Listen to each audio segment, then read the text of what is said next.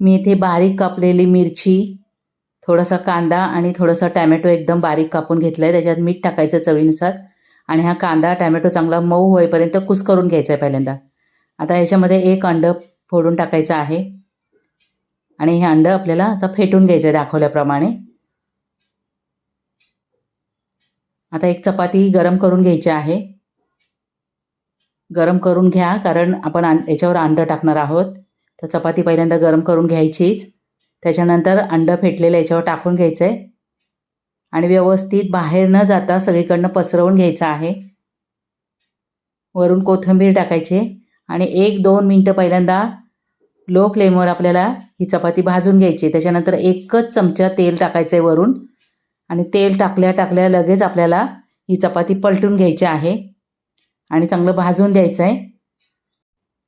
चपाती omelette बनवताना gas एकदम बारीक ठेवायचा आहे, जास्त मोठा ठेवायचं नाही. चपाती कडक होऊन द्यायची नाही आणि दोन्ही बाजूने अशी चांगली भाजून घ्यायची आहे आणि मस्त आपलं चपाती ऑमलेट तयार झालेलं आहे. एक फोल्ड मारायचं आणि जर तुम्हाला फोल्ड मारायचं नसेल तर रोल करून घ्या.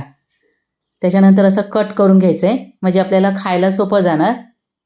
तर अगदी कमी तेलामध्ये आपण हा नाश्ता बनवलेला आहे. तर ज्यांना तेल जास्त खायचं नाही त्यांनी ह्या पद्धतीने हा ऑमलेट चपातीचा नाश्ता बनवून खा.